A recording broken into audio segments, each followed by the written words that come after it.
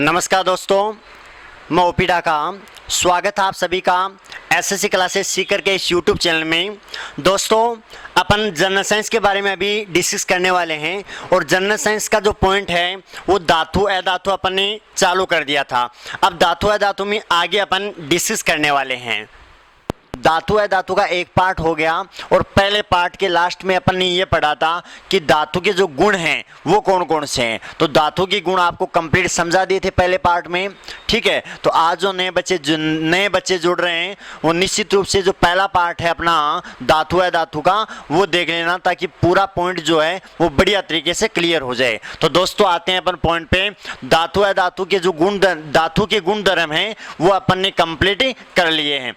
अब अपन धातु के तथ्यों की बात करते हैं। धातु के महत्वपूर्ण तथ्य, धातुओं से संबंधित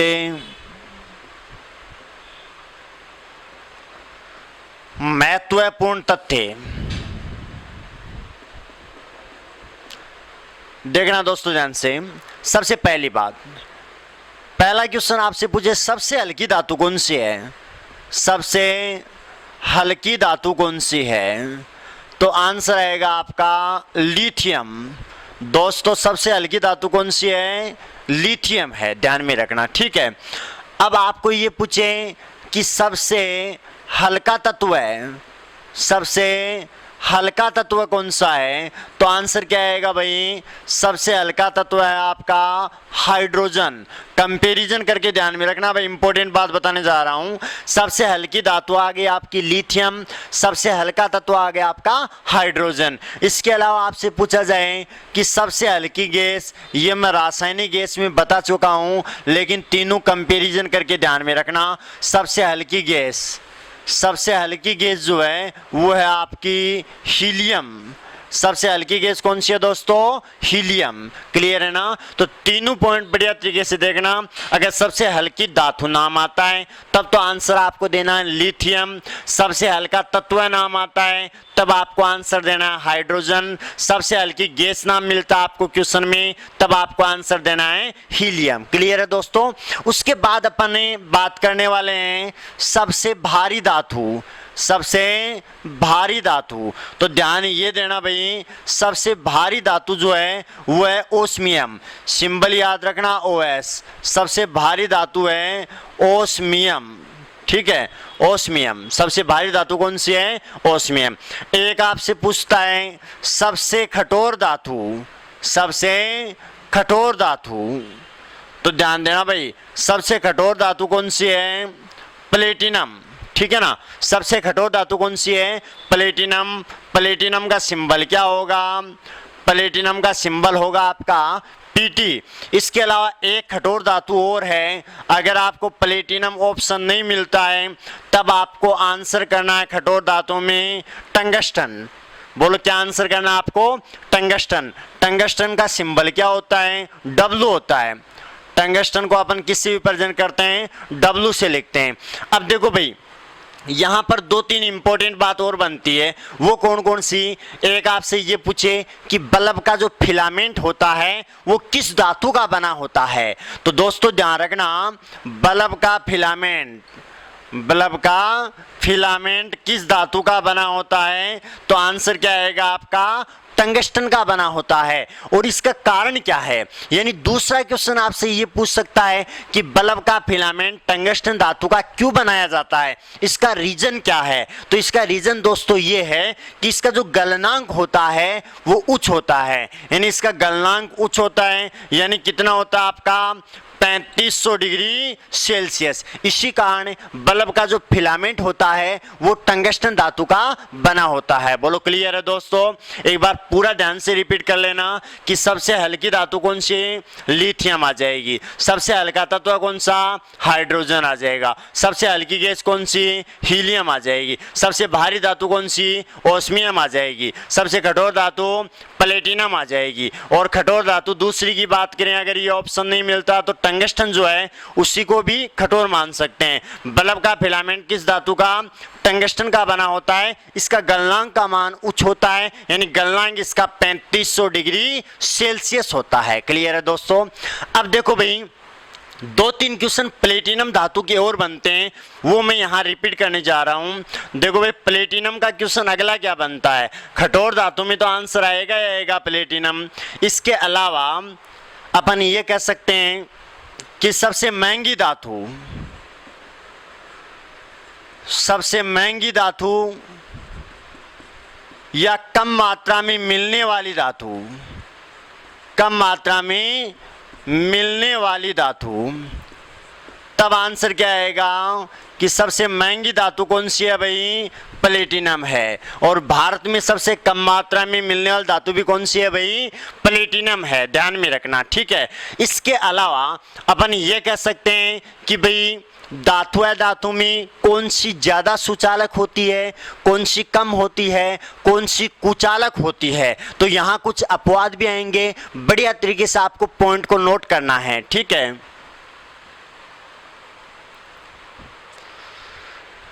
आपको ये पूछें कि भाई सबसे अधिक सुचालक धातु, सबसे अधिक सुचालक धातु कौन सी है, तो दोस्तों आंसर क्या आएगा, सबसे अधिक सुचालक धातु है चांदी।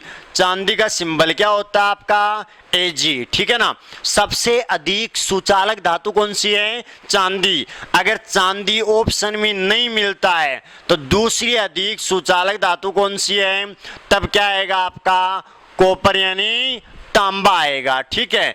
एक बात और ध्यान रखना, ऑप्शन पे डिपेंड है कि ऑप्शन मान लेते हैं आपको 4 देता है, 4 में 3 अधातु है और 1 धातु है, तो वो आंसर आएगा।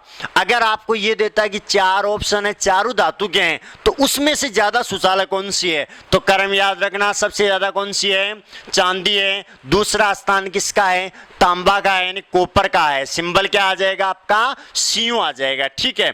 एक क्वेश्चन आपसे ये पूछता है, ऐसी कौन सी धातु है जो विद्युत की तो कुचालक है, ऐसी कौन सी धातु है, इंपॉर्टेंट बात है भाई, ऐसी कौन सी धातु है जो विद्युत की तो कुचालक है, वह उष्मा की सुचालक होती है। विद्युत की कुचालक और उष्मा की सुचालक होती है। उसका नाम क्या होता है दोस्तों, उसका नाम होता है अभ्रक, जिसे अपन क्या बोल सकते हैं, माइका। तो क्वेश्चन आपसे ये पूछता है निम्न में से माइका है, पहला ऑप्शन दे दे विद्युत की सुचालक है, दूसरा दे दे उष्मा की सुचालक है, तीसरा दे दे आपको विद्युत की कुचालक व उष्मा की सुचालक। तो करेक्ट आंसर क्या माना जाएगा, विद्युत की कुचालक व उष्मा की सुचालक। इसका जो प्रयोग है वो मुख्य रूप से जो विद्युत इस्त्री होती है, प्रेस जो होती है, विद्युत इस्त्री की प्लेट के निर्माण में इसका प्रयोग कर सकते हैं, समझ गए ना। इसका प्रयोग जो है वो विद्युत इस्त्री या प्रेस की प्लेट के निर्माण में इसका प्रयोग कर सकते हैं, क्लियर है ना। आगे देखो दोस्तों, एक आपसे पूछे कुचालक धातु कौन सी है, कुचालक धातु, तो अपन कुचालक धातु बोलो किसको बोल सकते हैं, कुचालक धातु अपन किसको बोल सकते हैं, शीशा या लेड या पीबी, शीशा या रांगा या लेड या पीबी, ये होती है आपकी कुचालक धातु। देखो भाई ध्यान देना, एक आपसे पूछे निम्न में से शीशा है, निम्न में से शीशा है, बोलो शीशा एक अति सीलित द्रव पदार्थ होता है, शीशा एक अति सीलित द्रव पदार्थ होता है, ध्यान देना भाई, ठीक है ना। तो कुचालक धातु में शीशा आएगा। और अगला क्वेश्चन पूछे आपसे कि शीशा है, तो शीशा क्या है, अति सीलित द्रव पदार्थ। इसीलिए जब आप पॉइंट पढ़ देंगे पदार्थों में परिवर्तन का, जब आप पॉइंट का अध्ययन करेंगे तो उसमें शीशे का टूटना एक भौतिक परिवर्तन माना जाता है। टूटे हुए शीशे को अपने पिघलाकर वापस मूल रूप में ला सकते हैं, क्योंकि ये अति सीलित द्रव पदार्थ होता है, क्लियर है ना। अब देखो भाई आगे अपन बात करते हैं कि भाई सबसे अधिक क्रियाशील धातु कौन सी है, सबसे अधिक क्रियाशील धातु कौन सी है दोस्तों, तो सबसे अधिक क्रियाशील धातु में आता है सोडियम और पोटेशियम, सोडियम और पोटेशियम, ये क्रियाशील धातु होती है। सोडियम का सिंबल Na आ गया और पोटेशियम का सिंबल आ गया आपका K आ गया, ठीक है। एक आपसे ये पूछे कि भाई सबसे अधिक क्रियाशील तो सोडियम आ गई। सोडियम जो है, सोडियम धातु जल तथा वायु के साथ क्रिया करके, आप चाहे तो जल के साथ रिएक्शन करवा दो, चाहे आप वायु में से खुला छोड़ दो, ठीक है, किसी एक के साथ करवा दो। सोडियम धातु की क्रिया चाहे तो जल के साथ करवा दो, चाहे वायु के साथ, ये जल तथा वायु के साथ क्रिया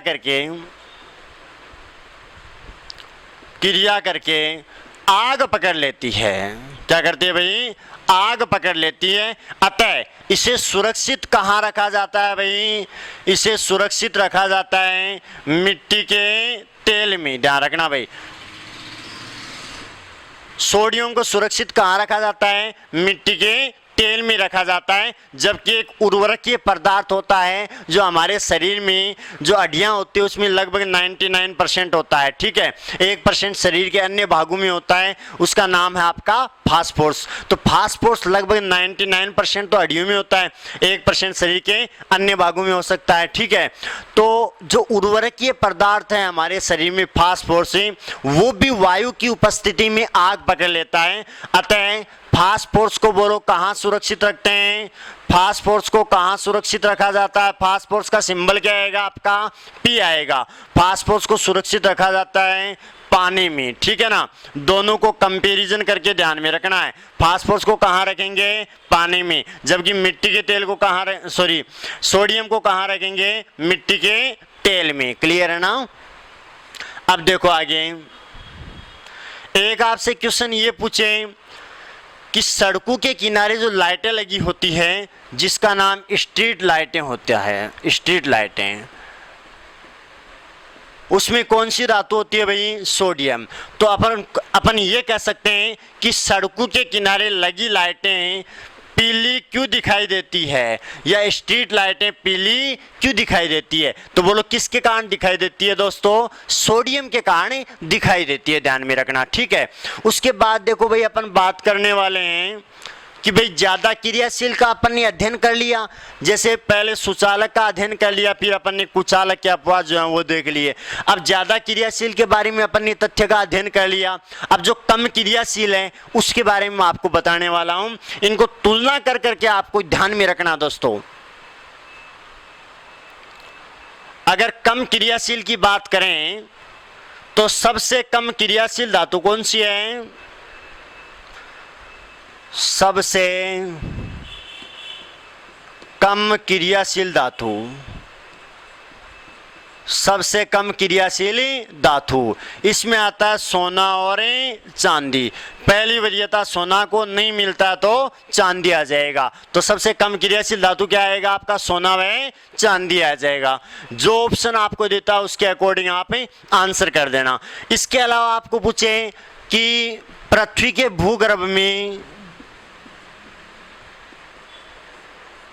भूगर्भ में मुक्त अवस्था में पाई जाने वाली धातु, पृथ्वी के भूगर्भ में मुक्त अवस्था में पाई जाने वाली धातु कौन सी है? तब आंसर क्या आएगा आपका? सोना। नहीं मिलता तो चांदी आ जाएगा, ठीक है ना। मुख्य रूप से पहला आंसर, पहली वरीयता जो है किसको दी जाएगी? सोना को। तो सोना व चांदी पृथ्वी के भूगर्भ में मुक्त या स्वतंत्र अवस्था में पाई जाने वाली धातु है। क्लियर है ना? इसी कारण अपन ये कह सकते हैं कि इसमें संसारण की क्रिया बहुत ही कम होती है, संसारण की क्रिया नहीं होती है, न के बराबर होती है।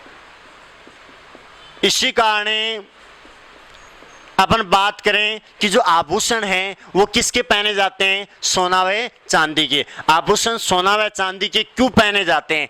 पहला रीजन तो ये है कि ये सबसे कम क्रियाशील धातु है। दूसरी बात ये है कि ये पृथ्वी के भूगर्भ में मुक्त या स्वतंत्र अवस्था में पाई जाती है। और तीसरी बात ये है कि इसमें संसारण की क्रिया न के बराबर होती है, अर्थात जंगी नहीं लगता है, ठीक है ना। न के बराबर ये रिएक्शन करती है। इस कारण आभूषण है वो सोना और चांदी के पहने जाते हैं। बोलो क्लियर है ना? उसके बाद देखो भाई, 3-4 बातें कंपैरिजन करके आपको और ध्यान में रखनी है। आगे आपसे पूछा जाए कि पृथ्वी के पृथ्वी के भूगर्भ में सबसे अधिक मात्रा में पाई जाने वाली धातु, पृथ्वी के भूगर्भ में सबसे अधिक मात्रा में पाई जाने वाली धातु कौन सी है? एल्यूमिनियम। एल्यूमिनियम का सिंबल क्या होगा आपका? Al होगा। बोलो कौन सी धातु है दोस्तों? एल्यूमिनियम है, ठीक है ना, जो पृथ्वी के भूगर्भ में सबसे अधिक मात्रा में पाई जाती है। अगर अपन बात करें कि पृथ्वी के भूगर्भ में दूसरी अधिक मात्रा में, तो दोस्तों ध्यान रखना, दूसरी अधिक मात्रा में कौन सी धातु है? लोहा। लोहा का सिंबल क्या होगा? Fe। तो सबसे अधिक मात्रा में तो कौन सी आ जाएगी? एल्यूमिनियम आ जाएगी। दूसरी अधिक मात्रा में क्या आ जाएगी? लोहा आ जाएगा भाई, ठीक है ना। तो ध्यान रखना, लोहा पर एक क्वेश्चन और बनता है। एक क्वेश्चन ये बनता है कि भाई पृथ्वी के भूगर्भ में, पृथ्वी के भूगर्भ में पाई जाने वाली संक्रमित धातु, पृथ्वी के भूगर्भ में पाई जाने वाली संक्रमित धातु यानी संक्रमण फैलाती है, उसका नाम क्या है? लोहा। तो ध्यान रखना भाई, पृथ्वी के भूगर्भ में पाई जाने वाली संक्रमित धातु कौन सी है? लोहा है, ठीक है ना। क्लियर है भाई। उसके बाद देखो, उसके बाद अपन बात करते हैं कि पृथ्वी पर सबसे अधिक मात्रा में, पृथ्वी पर सबसे अधिक मात्रा में पाया जाने वाला तत्व है, तत्व नाम दे। तो ध्यान रखना कौन सा होता है भाई? ऑक्सीजन। पृथ्वी के पृथ्वी पर सबसे अधिक मात्रा में पाया जाने वाला तत्व कौन सा है? ऑक्सीजन। तत्व का नाम है तो क्या देना आंसर आपको? ऑक्सीजन देना है भाई, ठीक है ना। यानी पृथ्वी की सतह की बात करें तो ऑक्सीजन की प्रतिशत मात्रा ज़्यादा होती है। जैसे जैसे ऊपर चलते जाते हैं वैसे वैसे ऑक्सीजन की प्रतिशत मात्रा कम होती जाती है। यही कारण है कि ऊंचाई पर वायु दाब का मान कम होता है। कम होने का कारण है कि वहाँ ऑक्सीजन की प्रतिशत मात्रा क्या होती है? कम होती है। इसी कारण ऊंचाई पर या पहाड़ों पर श्वास लेने में कठिनाई होती है, ठीक है ना। और खाना देरी से पकता है क्योंकि वहाँ ऑक्सीजन की प्रतिशत मात्रा क्या होती है दोस्तों? कम होती है, ठीक है ना। उसके बाद देखो, एक हमारे शरीर की अपन बात करें, हमारे शरीर में सबसे अधिक मात्रा में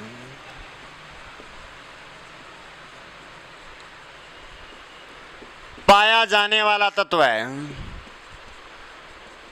हमारे शरीर में सबसे अधिक मात्रा में पाया जाने वाला तत्व भी कौन सा है? ऑक्सीजन है भाई, ठीक है ना। यानी कितना परसेंट होता है हमारे शरीर में? 60% ऑक्सीजन होती है, क्योंकि शरीर में जल की जो मात्रा है वो ज़्यादा होती है। हमारे शरीर में 65 से 70% क्या होता है आपका? जल होता है, ठीक है ना। और ऑक्सीजन जो है वो जल से अलग होकर मिलती है। निश्चित रूप से अपन ये कह सकते हैं कि जहाँ जल ज़्यादा होता है वहाँ ऑक्सीजन की प्रतिशत मात्रा भी क्या होती है आपकी? ज़्यादा होती है, ठीक है ना। तो हमारे शरीर में सबसे अधिक मात्रा में पाया जाने वाला तत्व कौन सा है? ऑक्सीजन है, ठीक है। और हमारे शरीर में सबसे अधिक मात्रा में पाया जाने वाला उर्वरकीय पदार्थ कौन सा है? फास्फोरस है, ठीक है। तो दोस्तों जितना पढ़ाया मैं उम्मीद करता हूं आपके समझ में आया होगा। अगर आपको वीडियो अच्छा लगा, आपके साइंस का धातु पॉइंट समझ में आया तो इनको ज़्यादा से ज़्यादा शेयर करके अपने प्रिय स्टूडेंटों तक पहुंचाना, ताकि सभी विद्यार्थी जो हैं वो इसका फायदा ले सके। तो सभी बच्चे एसएससी क्लासेस सीकर के नाम से अपना जो यूट्यूब चैनल है इसको लाइक करेंगे, शेयर करेंगे, सब्सक्राइब करेंगे, बेल आइकन दबाएंगे ताकि आपके पास नोटिफिकेशन है वो पहुंच जाए, ठीक है दोस्तों।